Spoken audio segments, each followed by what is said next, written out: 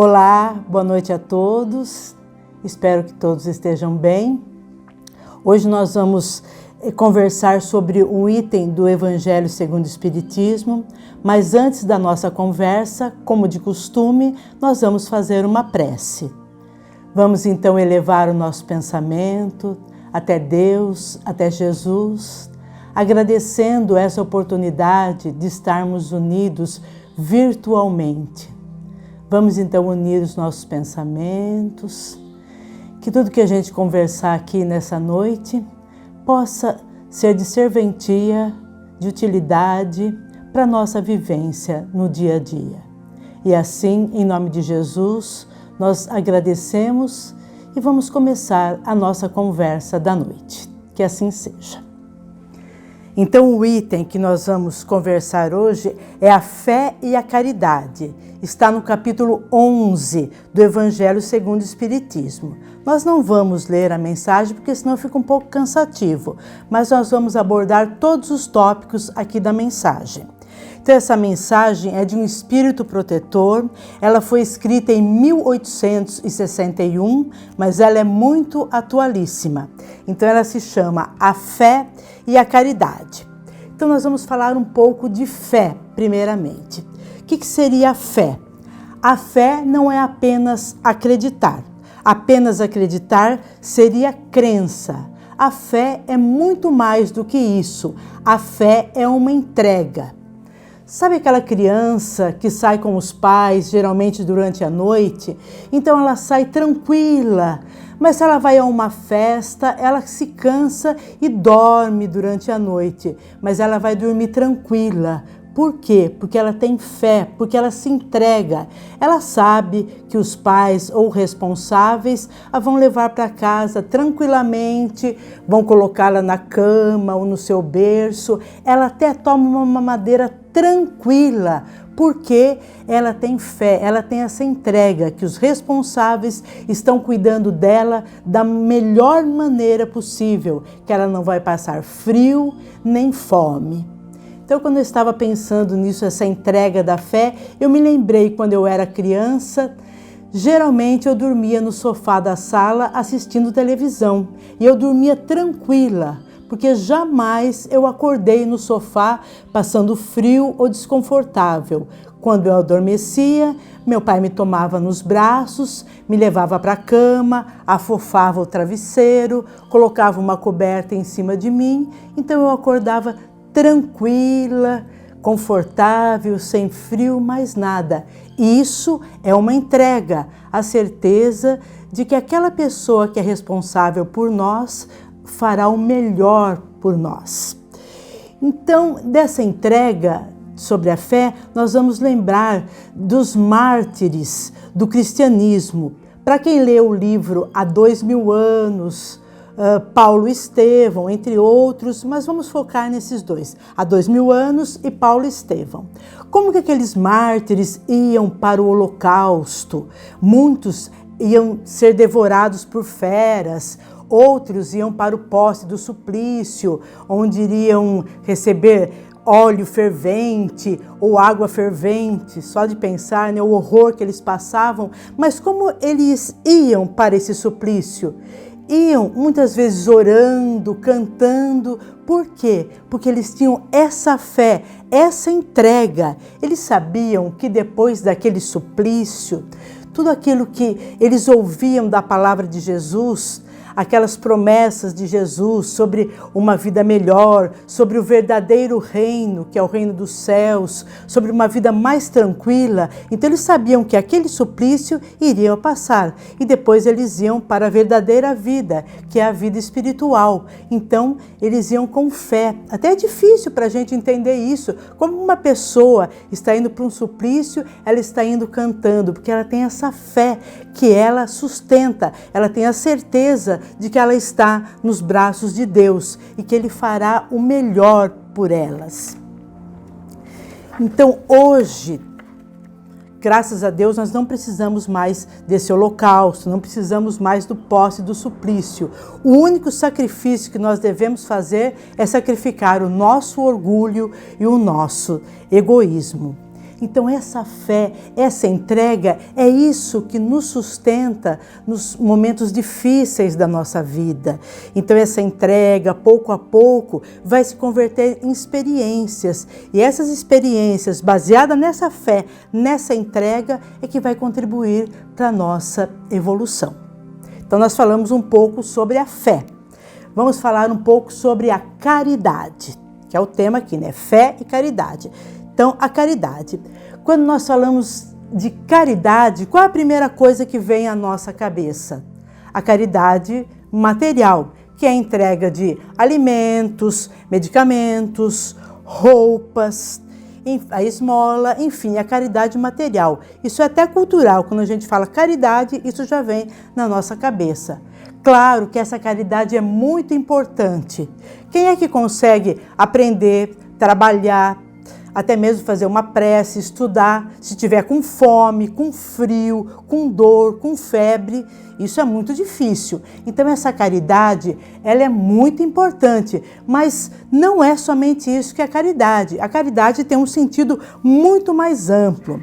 E para a gente ver esse sentido da caridade bem amplo, nós vamos recorrer ao Livro dos Espíritos, que é a pergunta 886. Então a pergunta diz assim: qual o verdadeiro sentido da caridade como a entendia Jesus?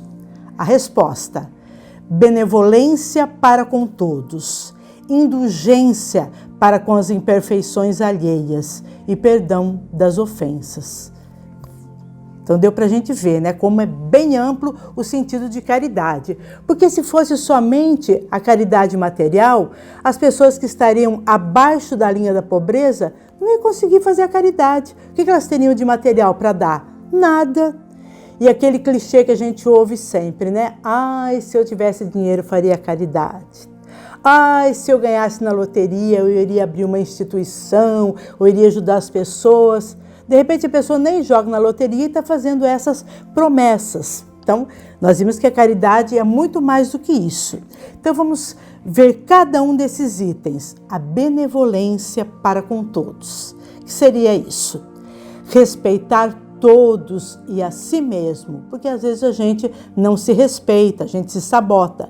Então, respeitar a todos, tratar a todos com fraternidade, auxiliando sempre que possível, respeitar as opiniões alheias. Então, a benevolência seria a bondade para com todos, especialmente com nossos familiares, que aí a gente vê uma dificuldade maior.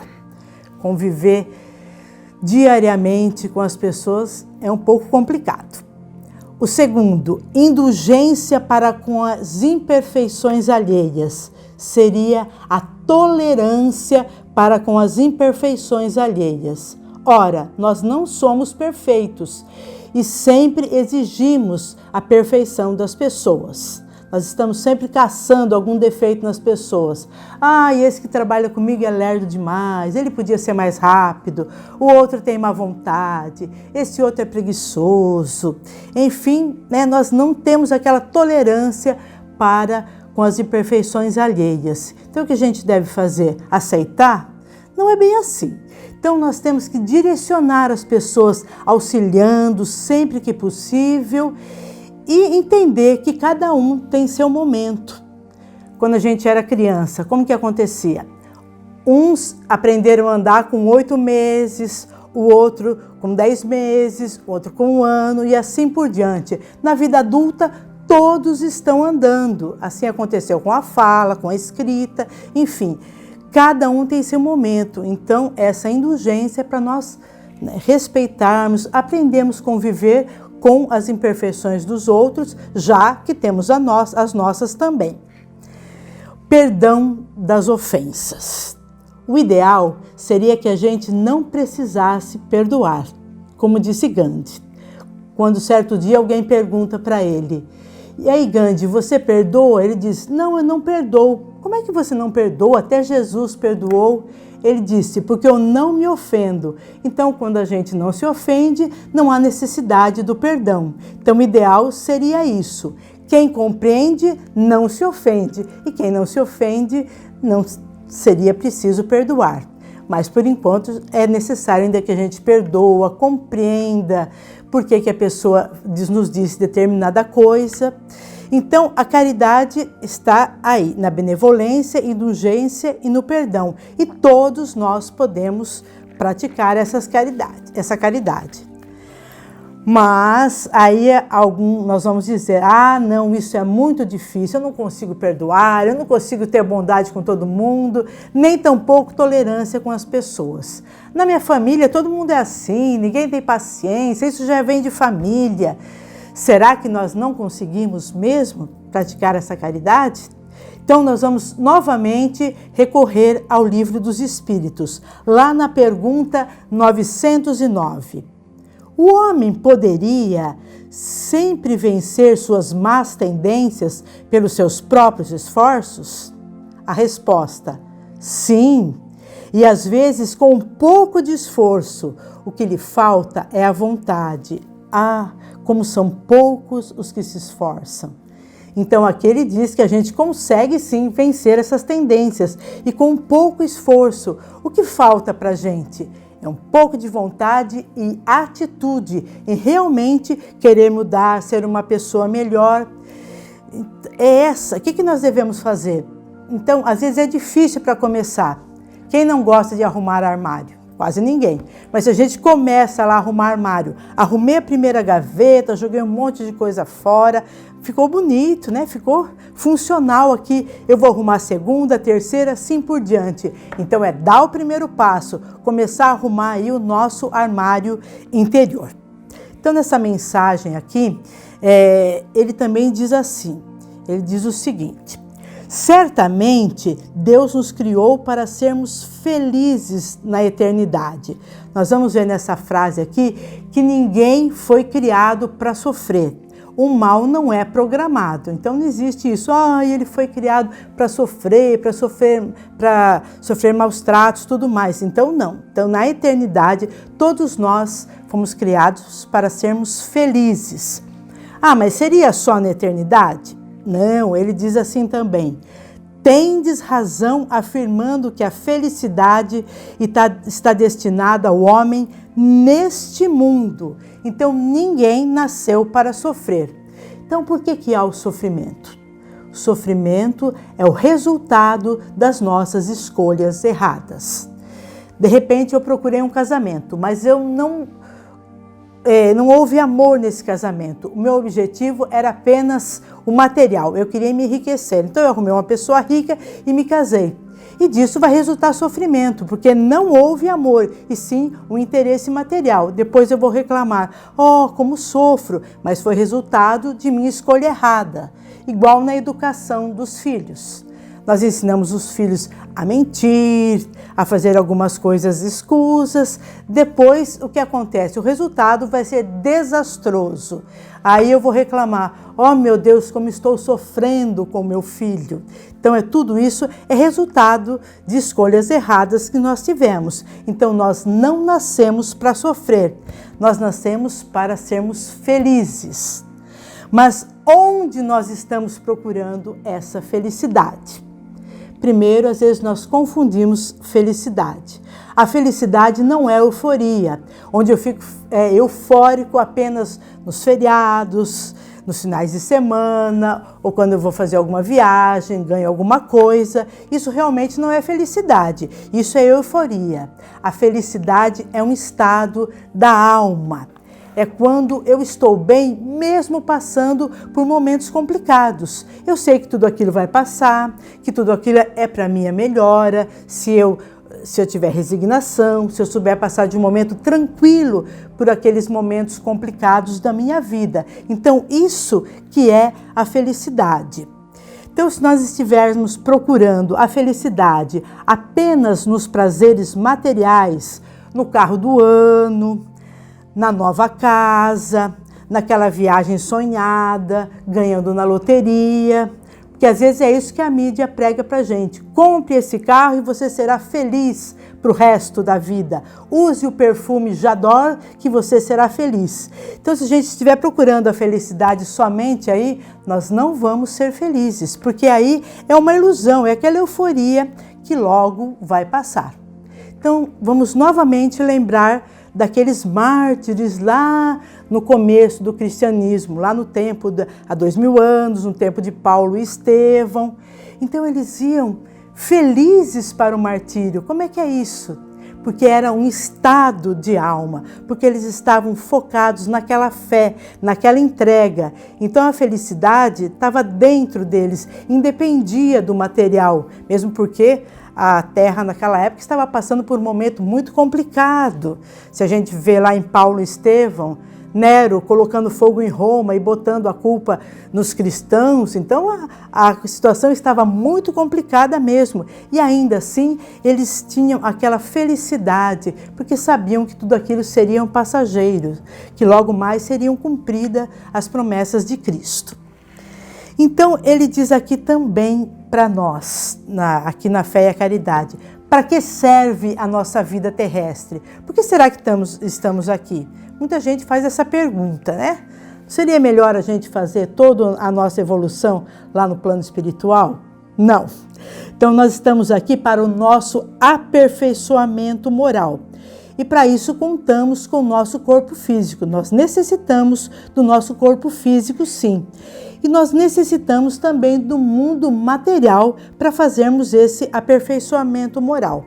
Como que é que a gente vai precisar desse mundo material para fazer a nossa evolução moral, o nosso aperfeiçoamento? Ora, desenvolvendo vacinas, que hoje está muito em voga hoje em dia, né? Isso é muito importante, desenvolvendo medicamentos, aperfeiçoando os alimentos, cuidando do saneamento básico, enfim. Existem 1000 maneiras do mundo material contribuir com o nosso aperfeiçoamento moral e intelectual. Então, é isso que nós estamos fazendo aqui na Terra, batalhando por nosso aperfeiçoamento moral. E o que é importante também é que nós vamos conviver com diversidades de pessoas, de gostos diferentes, tendências diferentes. Então, tudo isso vai contribuir para o nosso aperfeiçoamento moral. Isso é muito importante, vai enriquecer. Outra coisa também é a nossa vida, as vicissitudes que nós passamos, os altos e baixos, tudo isso vão se tornando experiências. E a soma dessas experiências, então tudo isso vai contribuir também para esse aperfeiçoamento moral. Mas tudo isso de uma maneira dinâmica, não é aquela aceitação assim morna, eu aceito tudo isso, de maneira alguma. Nós temos que ter a resignação, mas nós temos que ter uma dinâmica, usar esse aprendizado sempre para evolução, sempre fazendo algo em prol da nossa evolução, batalhando para tudo isso, não ficando estagnado, usando uma dinâmica para nossa melhora. Então, nós vimos aqui que a felicidade não está apenas nos bens materiais, embora nós precisamos desses bens materiais para nossa evolução. Então, como ele questiona aqui, onde nós podemos encontrar a tão almejada felicidade, já que não é apenas nos bens materiais. Então, ele dá a dica para nós, fazendo o bem. Então, nós vamos partir da máxima, fora da caridade não há salvação.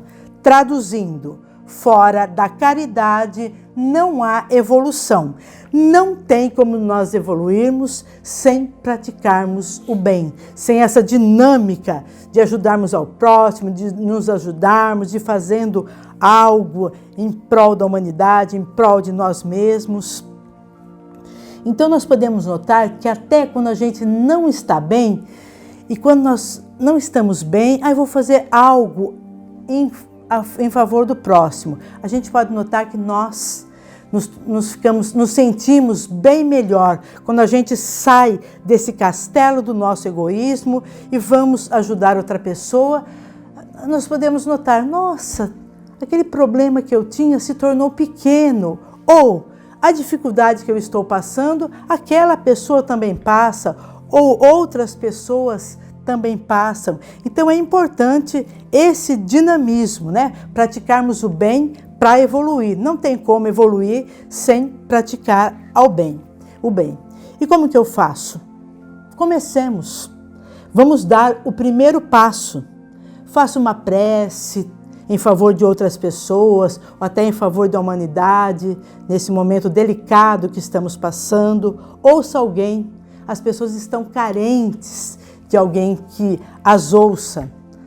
Basta sentar no consultório médico, de um lado, alguém já vem chegando perto da gente, querendo conversar, querendo desabafar, porque às vezes elas querem apenas serem ouvidas. Que mais? Visite uma instituição, veja o que eles estão precisando. Enfim, movimente-se a favor do próximo. Então, vendo as pessoas se sentirem melhor, as pessoas se sentirem bem, nós vamos nos sentir melhores. Isso é felicidade. Novamente, fora da caridade não há evolução. Então, para a gente ilustrar essa mensagem aqui do Evangelho, a fé e a caridade, nós vamos contar uma história do Chico.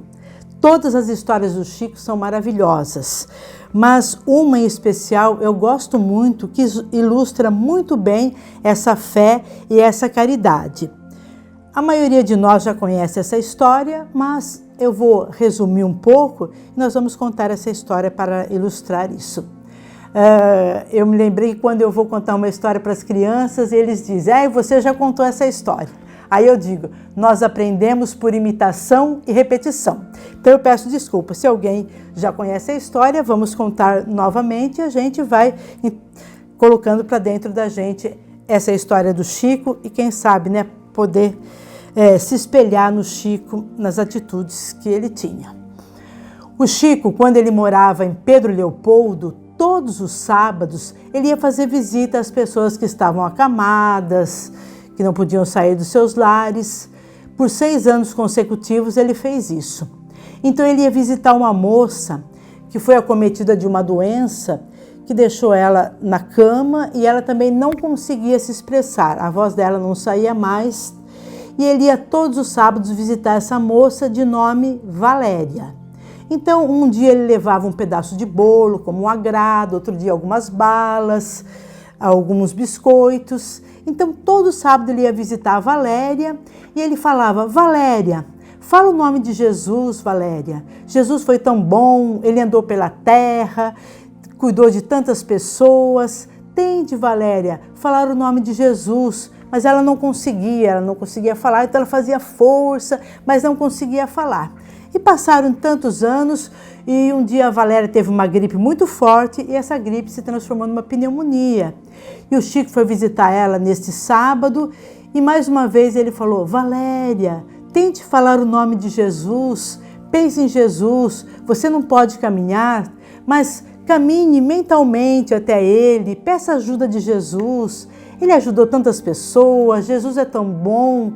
Tente falar o nome de Jesus, Valéria. Ela já estava com muita febre e ela se esforçou bastante e falou, Josuso, Josuso. E o Chico ficou muito emocionado e falou, você falou, Valéria, você conseguiu falar o nome de Jesus? E ele chamou a irmã da Valéria, vem ver. Ela conseguiu falar Jesus. Fala de novo, Valéria. E de novo ela falou, Josuso, com muita força. Mas, infelizmente, no outro dia, no domingo, a Valéria desencarnou devido à pneumonia. E os anos passaram e o Chico mudou de Pedro Leopoldo para Uberaba. E um dia ele teve um infarto e o médico recomendou que ele não ficasse no hospital, porque senão ele ia tumultuar o hospital com muitas visitas. Então ele ficou na casa dele em um quarto, tinha uma enfermeira especialmente para cuidar dele, então ele ficava sozinho lá no quarto.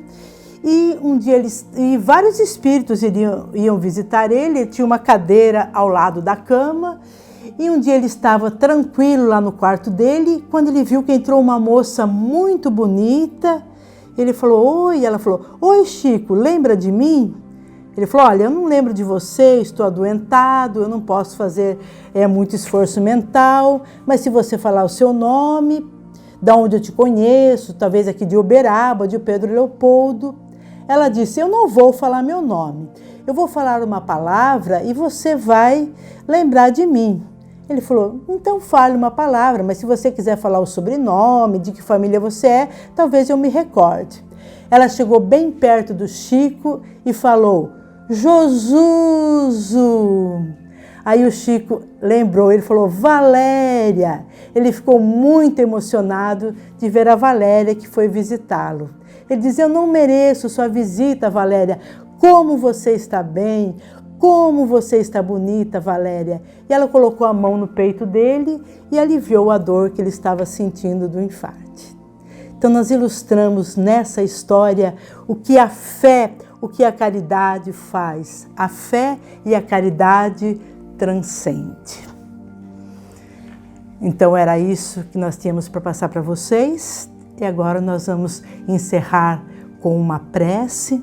Então, mais uma vez, fechando nossos olhos e agradecendo a Jesus por essa oportunidade, que Ele possa derramar as bênçãos em todos os lares, que em nossos lares possa reinar a paz, o amor, a fraternidade, que nós possamos nos sentir muito bem com a presença dEle.